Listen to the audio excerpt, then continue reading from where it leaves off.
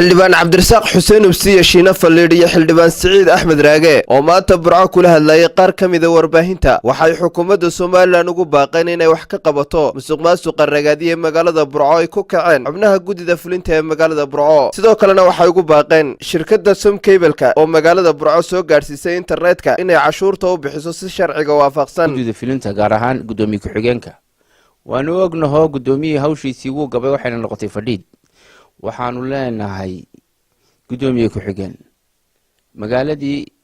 waxaad ka abuurtay khalkhal ballaaran waxaad si sharci darro u bixisay dhulkii danta guud waxaad xidhay wadooyinkii maantana waxaad maraysaa canshuurihii inaad khalkhal geliso oo aadan ku soo darin miisaaniyaddii cashuurahaas oo line-kan ka socda magaalada tii hore biyo ballaarinta magaalada waxaanu ku leenahay dowladdan cusub imika la xisaabtan cad bay la imanaysaa la xisaabtan ka cadna waxa weeye kiina loo soo doortay inaanu ka hadallo wax badan baa musuqmaasuq samayseen xisaab celin maydaan samaynin magaalada bilicdeedii faydhowrkeedii aad buu liitaa aad buu hooseeya gaadiidkii khashinka fadhiya wasaqdii baa dhulka taala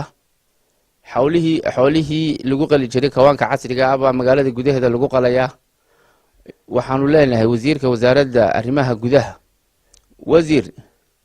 dowladii hore isku hadleyn badan bay ka qabeen maanta anagu golay la xisaabtan cad baanu diyaar u nahay waa in lala xisaabtamaa annagaa soo bandhigayna khaladaad badan baa jira shacabkii baa la iska hor keenay dadkii barakacayaasha ahaa baa hantidii loo diiday hay-aduhu samafalka ku caawinayeen dibudhac ballaaran baa jira oo degmooyinkii gobolada kale way naga horeeyaan kabkii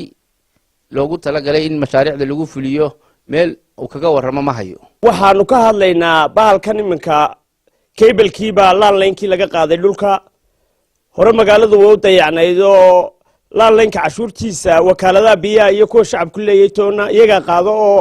lama arki jirin si iyagu waxula qaataan anagu waruma hayno laakiin iminka waxaanu arkaynaa landline-kii cable-ka oo dhulka la soo mariyey cashuur badanna laga qaaday degmada lacagtaas waxaa naloo sheegay inaanay ku dhicin sanduuqii markaanu xoggalsanay shaqaale inaanay ku dhicin sanduuqii dadweynaha ama haddii badankeeda dowladda hoose waxaanu ugu baaqaynaa xisaabta inay keenaan haddii badankeeda xisaabta inay keenaan cable-ka lacagtaana sanduuqa lagu soo xareeyo tijaarta lacagta bixinaysana waxaanu leenahay lacagta aad bixinaysaan waxay ku fiican tahay inaad ku bixisaan sanduuqa dowladda iyo juwanka dowladda dushiisa waddankan idinkaa leh idinkaa wax laydinku qabanayaa inaydaan musuqmaasuqa u gargaarin baanu jecel lahay tijaarta waaweyn baanu weliba la hadlaynaa ilaan linkaa hadiyo goor riixaysa iyo cashuuraha bixinaysaan waa in aqsada dusheeda ku bixisaan juwankii dowladdana ku bixisaan haddii aad ku bixisaan lacagtaa juwan la-aan waa lacagaa qof siiseena la socda maaha cashuure cashuurtaa laan linkaa lasoo xareeyaanu leenahay iminka taagan buuqa kale ee magaalada laga samaynayana aan haddii badanka hagsanayna halaga daayo xoolahan lagu qalayo gidaarada iyo xaafadaha iyadoo slater house cusub loo habeeyey oo aynu ognahay oo si wacan u shaqaynaya